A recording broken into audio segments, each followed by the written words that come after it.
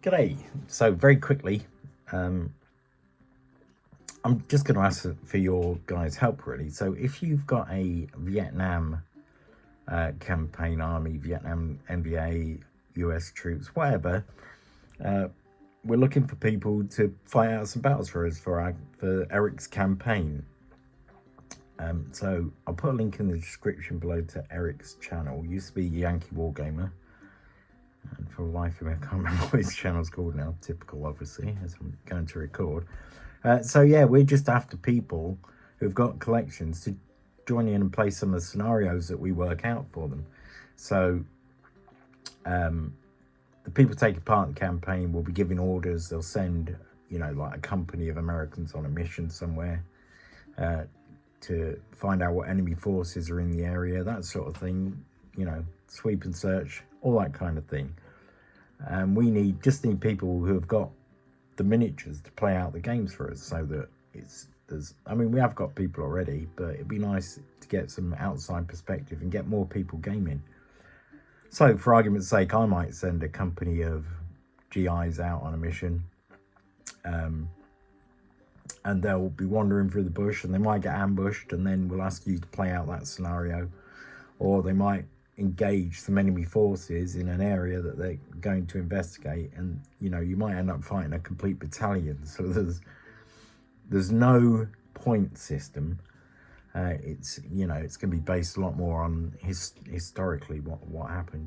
There's going to be fire bases that are going to get overrun, and they might even do the Tet offensive and stuff like that. So it's going to be really interesting. I mean, me myself, I haven't got any Vietnam miniatures, but I'm just giving out orders to my company and telling them where I want them to go and what I want them to do. And then you, hopefully, if you join in, we'll be fighting out them battles and seeing how our guys get on. So if you do want to, play out a couple of battles, there's no commitment to anything else. Just play out a couple of battles. We want maybe 5 or 6 pictures per turn and a little brief summary of, this company went here, these did this, we did that kind of thing. And then we can add that to the whole campaign. And there's like a Saigon newspaper, and there's a comic strip, there's all sorts of stuff, and obviously Eric will be able to send you all this information. So yeah, don't contact me because it's not my campaign, it's Eric's. But yeah, I'll put a link in the description below to Eric's channel. So if you'd like to fight out, just fight out a battle. You don't have to fight out loads. You could just do a one-off battle, whatever rules you want, just using your miniatures. Just so we can get more people gaming and more people involved, really. So yeah, contact Eric, link in the description. And now I will get on to the workbench update. So I've finally got around to finishing all the Normans. Let me do a quick flyby. As you can see how many there are. There are 36. I'll tell you. That'll make your life easier, won't it? So 36 Normans, and there's the Uhlans in the background. I'll show you a couple of them up close in a moment. So you shake hand. Yeah, so the little big man transfers on these make all the difference, I think. Let me just put a few of these away. And then we can talk about them. So a couple of things. First thing was I used the flat shields to start off with, and in the end I decided I much prefer the curved ones. So there are a few of the flat ones, but if I was to do these again, I'd use all the curved ones and none of the flat ones. I just think the curved ones look slightly better. But my main bugbear with these is these lances. They're just so thin. They just break all the time.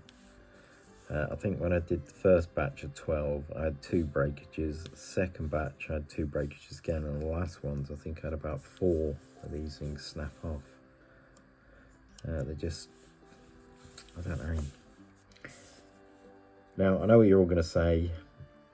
Just replace them with wire ones, but why should I have to? I shouldn't have to do that. These are wargaming figures, and I'm guessing Victrix have done this because they want them to look more realistic, so the thinner ones would look more real, but I would prefer them as a wargamer to be more durable. because if I buy Gripping Beast or Perry's or Games Workshop plastics, I don't have this problem. They make their spikes slightly thicker, so they don't break as easily. And I just wish they'd done the same thing for these Victrix, because you've only got to look at them wrong and they break. It is incredibly annoying. Oops, excuse me. Fucking camera. And if I replace them, I think I've got 26 to replace, which is a lot of extra work and hassle, and to chop all the spears off and then drill a hole through the hand. It's just a lot of work. And I think it's, you know, they could have just made these spears thicker for the wargamer. I mean, these are essentially wargaming figures. I know that people are going to hate me for saying this, and this is why companies probably never send me free stuff, because I'm going to tell you how it is. And as a wargamer, these spears should have been thicker, because I'm going to put lots of flags and things on these. So then if they break, it's going to be a lot harder to re-glue that spear back together with the flag on there. I'm going to have to sit there like that probably for 10-15 minutes. And you know yourself, as a wargamer, you're going to lean across the table and you're going to knock them, and when they're glued to a base, you're going to break them spears. Whereas if they were a little bit thicker, you'd just knock them over. Yeah. Apart from that, I do like the sculpts. Some of the faces are a bit washed out, but most of them are good. The shield transfers definitely make them. I speed painted every single horse, so you know they could have been better at had I taken the time to paint all the horses individually, but life's too short for that. So I've got them all done in 3 weeks, I think, which is pretty good. No, 4 weeks. 4 weeks to get them all done. Right, moving on. After my little moan, sorry about that. No more moaning, I promise. So, I've got my last 4 Uhlans to do now. I'm going to try and get them done today at some point, and then that's the Uhlan regiment finished. Keep knocking the camera. Very sorry. I'll just bring one forward for you to have a quick look at. A lot of gold on these boys. I do like their bling. So yes, now the trim I've done gold. Probably should have been yellow on the troopers and just gold on the officer, but I quite like the gold, so I'm stuck with it. And that's it really.